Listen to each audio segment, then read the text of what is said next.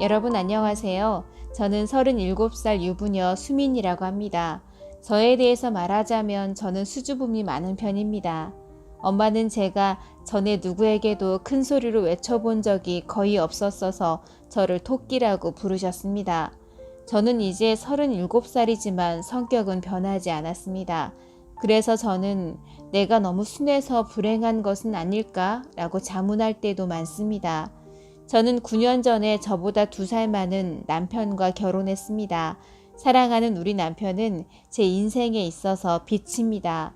남편과 함께 있을 때마다 저는 제가 보호받고 있는 아이처럼 느껴집니다. 우리는 처음에 아이를 가질 계획이 없었지만 2년 전부터 부모가 되고 싶어졌습니다. 지난해 6월에 제가 임신한 것을 알게 된 우리 남편은 감격해 눈물을 흘리면서 저를 꼭 끌어안았고 여보, 꼭 둘을 잘 돌보겠어 라고 말했습니다. 남편이 한 말은 저를 행복으로 가득 차게 했습니다. 하지만 남편의 절친한 이성 친구가 나타나자 더 이상 기쁠 수 없었습니다. 제 임신 2개월 차 남편의 절친한 이성 친구 이영애가 갑자기 나타났습니다. 그녀는 짐을 들고 남편의 뒤를 따라 걸었습니다. 여보, 무슨 일이야? 놀란 눈으로 남편을 바라보았는데 남편은 한숨을 쉬더니 이렇게 말했습니다.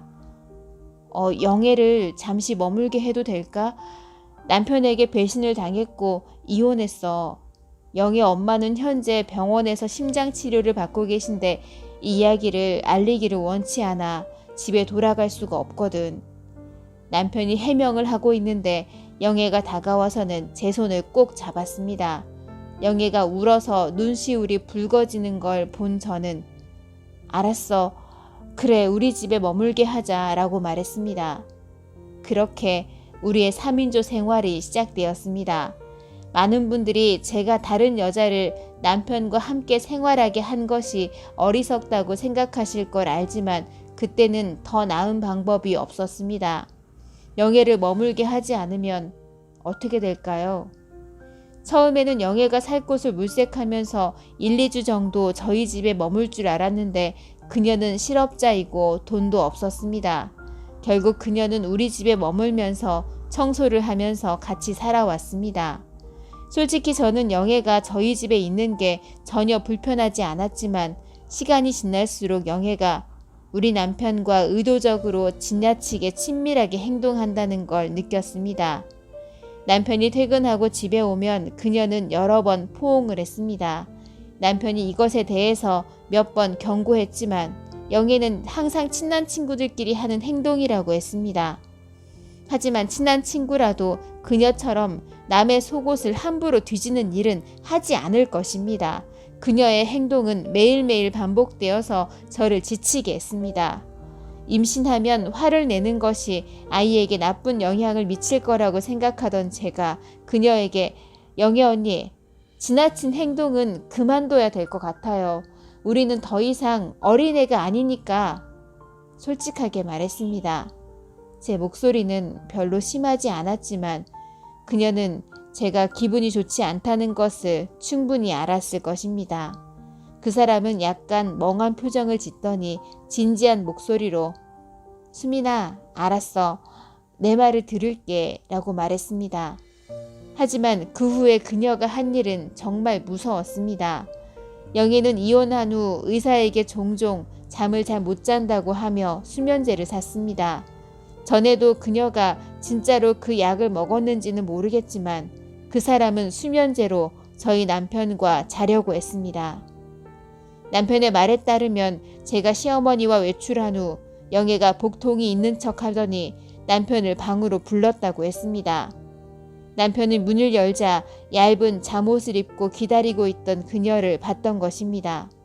그녀는 학창시절부터 남편을 사랑했다고 했고 또 심지어는 자기가 저보다 몇 배는 더 예쁘다고 자랑스럽게 말했다고 했습니다. 영애는 일부러 야한 옷차림으로 남편을 유혹하려고 했지만 소용이 없어서 결국은 수면제를 섞은 물 한 컵을 남편에게 마시게 했다고 했습니다. 사실 제가 돌아와서 그녀와 함께 있는 남편을 봤다면 정말로 그녀에게 이 결혼을 빼앗길 수도 있지 않았을까라는 생각도 듭니다.